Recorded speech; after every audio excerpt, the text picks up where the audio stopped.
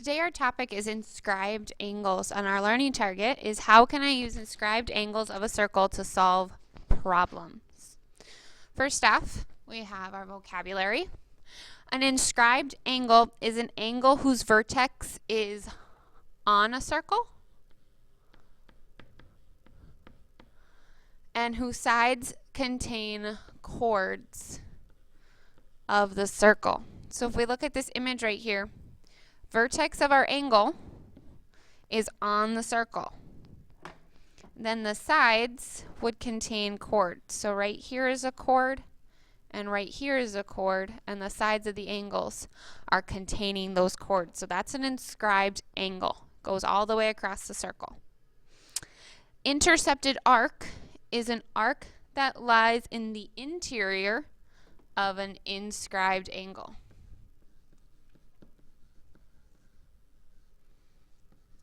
So if we look at our image, this arc right here is the intercepted arc because it's inside that inscribed angle. Theorem 10.7, the measure of an inscribed angle theorem. So the measure of an inscribed angle is 1/2 the measure of its intercepted arc. So this angle measure is half of this arc. So we were to say that arc was 140 degrees, then the measure of this angle would be half of that, which is 70 degrees. Then the opposite is true, that the measure of the arc is double the measure of this angle. So it can go both ways. So example 1, find the indicated measure in circle P. So right here we have circle P. Measure of angle T. So we want to know what is the measure of this angle. So we look across and we see its intercepted arc is 48. So half of 48 is 24. So the measure of T would be 24 degrees.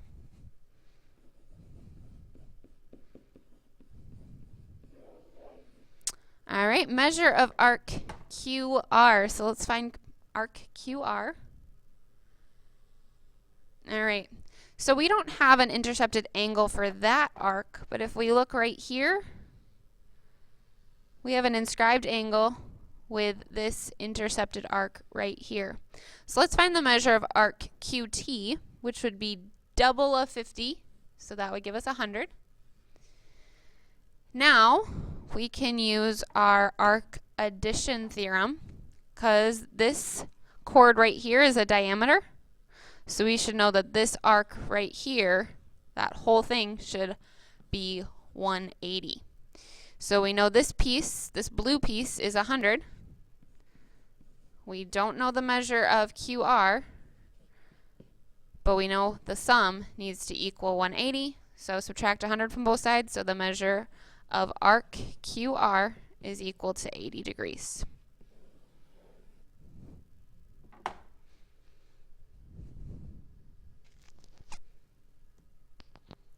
Theorem 10.8, if two inscribed angles of a circle intercept the same arc, then the angles are congruent. So in the image, we have these congruent angles because if you look, they intercept the same arc. Right there, angle D intercepts arc AB.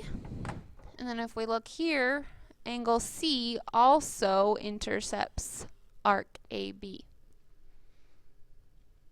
So if you look, when we write out the angle measure with 3 letters, the first letter and the last letter are the same for both. It's just changing that middle letter. So in example 2, name 2 pairs of congruent angles in the figure. So this is a multiple choice question. So we have a couple options as to how to answer it. We could look at our drawing and we could figure out what the angle measures are, or we could use the process of elimination. So we're going to kind of use a combo of both. If we look at this image, KJL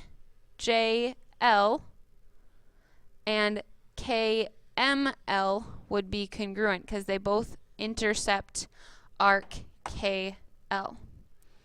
Then JKM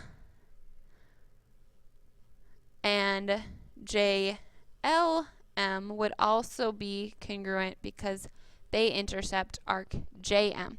So we want to look for either one of those pairs.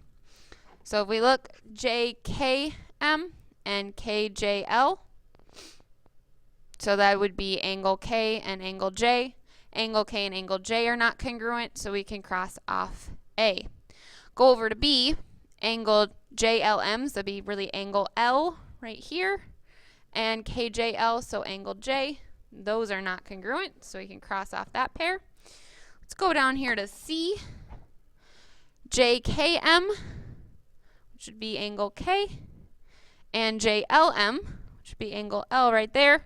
So those are congruent. So let's go to the second option, KJL, which would be this angle right here, J, and KML, which would be this angle right here.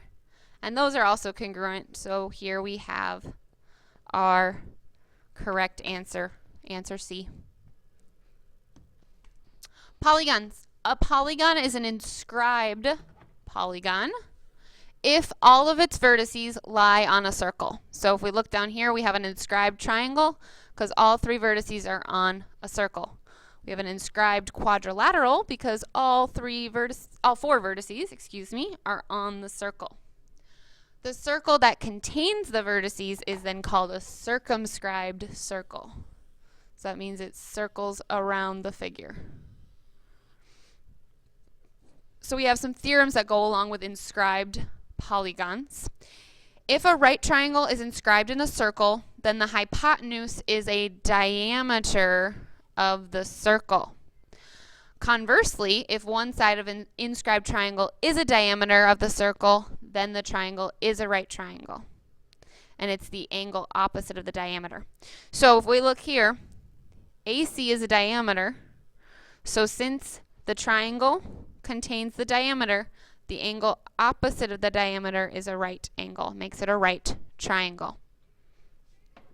So if we look at our example, example 3, find the measure of arc AD. Measure of arc AD would be right here. Measure of arc AD is going to be half of the measure of angle B.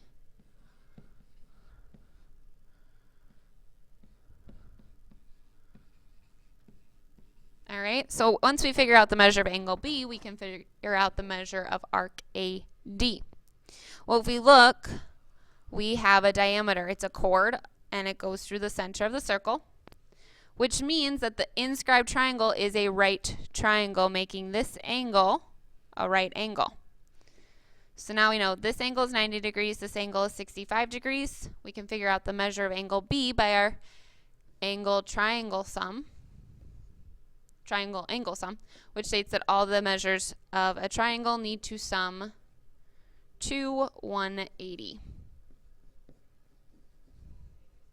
65 plus 90 is 155. Subtract 155 from both sides, and that will give us the measure of angle B, which is 25 degrees. So we can say the measure of arc AD, and I apologize, I wrote out the formula wrong. It should be the measure of arc AD is twice the measure of the inscribed angle. So the measure of arc AD equals 2 times the measure of angle B, which is 25 degrees. So the measure of arc AD equals 50 degrees.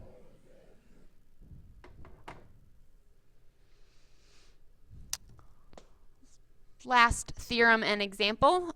A quadrilateral can be inscribed in a circle if and only if its opposite angles are supplementary. So here in our example, we have an inscribed quadrilateral, which means D and F must add to 180. And then the measures of E and G must also add to 180. So it means to be supplementary, sum to 180. So find the value of each variable. So we have an inscribed quadrilateral, which means opposite angles are supplementary. So we can say that y plus 75 equals 180. Subtract 75 from both sides, and we get y is equal to 105 degrees. Solve for x. Opposite angles in an inscribed quadrilateral must be equal to 180.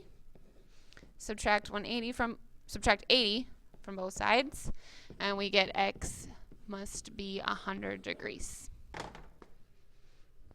That's all the notes that I have for you today. Thank you for watching this video, and please subscribe to my YouTube channel.